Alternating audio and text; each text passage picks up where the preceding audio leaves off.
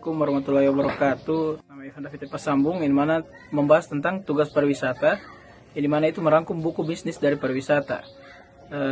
Yang mana bisa kita lihat kalau pendahuluan, pariwisata itu adalah sebuah kegiatan atau perjalanan sementara untuk rekreasi, pengetahuan, serta kepentingan tertentu.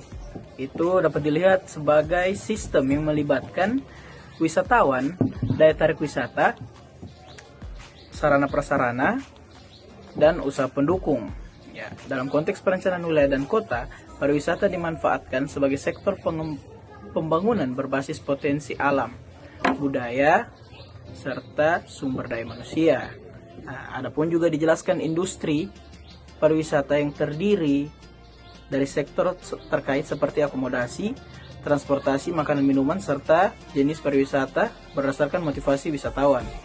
Ya, adapun yang kedua yaitu bisnis pariwisata, yang dimana bisnis pariwisata itu menyiapkan barang dan jasa untuk wisatawan, yang dimana itu mencakup akomodasi, transportasi, makanan minuman, dan agen perjalanan dengan peran penting dalam devisa negara, yang dimana pertumbuhan ekonomi dan lapangan kerja.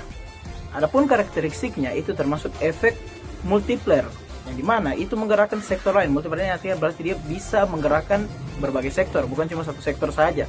Yang dimana ini tujuannya untuk memperkenalkan potensi alam maupun budaya serta meningkatkan pendapatan masyarakat, yang dimana ini dibahas juga dalam bentuk bisnis berdasarkan asal wisatawannya, yang dimana adapun dampak neraca pembayaran, lama tinggal, dan potensi yang bergantung pada daya tarik serta manajemen dari suatu daerah.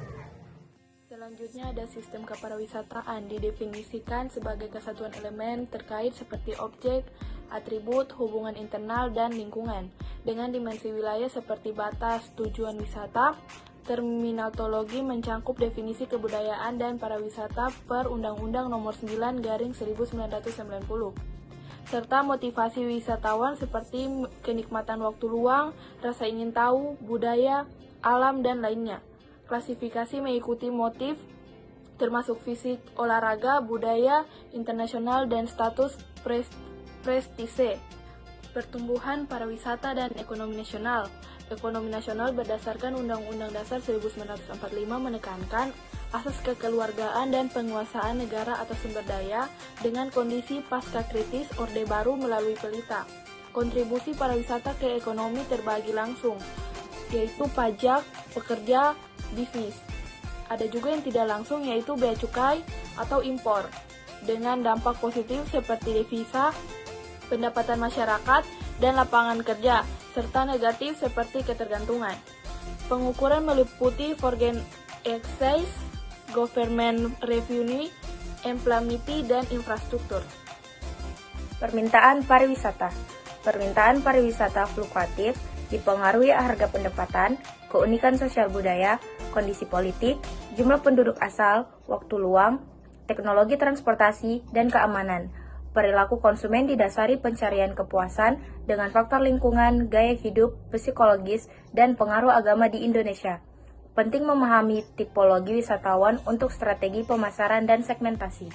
Produk-produk pariwisata. Produk pariwisata meliputi jasa transportasi, yaitu darat, laut, dan udara, akomodasi seperti hotel dan villa, baga atau restoran, atraksi hiburan, seni adat, travel, dan perantara seperti pramuwisata. Sektor MISE, yaitu meeting, incentive, convention, dan exhibition, berkembang untuk kelompok bisnis rekreasi. Sarana penunjang seperti klub malam, bertujuan memperpanjang tinggal dan perbelanjaan wisatawan. Selanjutnya ada perencanaan pariwisata. Perencanaan ini terkait dengan pemasaran dengan analisis lingkungan internal maupun eksternal dari segmentasi pasar, sasaran, dan positioning destinasi. Strategi marketing ini dimix menjadi 7P, yaitu Product, Price, Place, Promotion, People, Process, dan Physical Events. Ini juga diterapkan untuk jasa pariwisata. Organisasi juga berorientasi pada pemasaran, kerjasama pemerintah, swasta, masyarakat, dan strategi pembangunan berkelanjutan juga diperlukan. Dan juga dalam pembangunan pariwisata ini ditegaskan bahwa pembangunan pariwisata harus direncanakan secara menyeluruh agar mampu meningkatkan pendapatan masyarakat serta memberikan manfaat ekonomi tanpa mengabaikan aspek sosial dan budaya pada perencanaan pariwisata tersebut. Investasi bisnis pariwisata, yang dimana investasi memerlukan prinsip rasional, analisis risiko, keuntungan, dan studi kelayakan, finansial, teknis, pasar, dan lain-lain, dengan bidang seperti perhotelan dan transportasi. Daya tarik multiplier, efektif, dan devisa, tetapi berisiko tinggi karena sensitif, politik, dan keamanan. Model pengembangan harus sesuai wilayah untuk keberlanjutan ekonomi, lingkungan, dan budaya. Model kepariwisataan. Model mencakup pembangunan disesuaikan daerah yang melibatkan pemerintah, investor, masyarakat, sumber modal, pemerintah atau swasta, dan faktor pendapatan seperti jumlah, lama tinggal wisatawan, serta fasilitas. Kemudian ada peluang pariwisata. Pariwisata ciptakan peluang kerja langsung seperti akomodasi, transportasi, dan turunan seperti pertanian dan UMKM dengan pasar tenaga kerja musiman dan rentan. Strategi perencanaan integrasikan SDM, guna lahan, infrastruktur, serta pusat informasi pemasaran untuk manfaat merata dan berkelanjutan.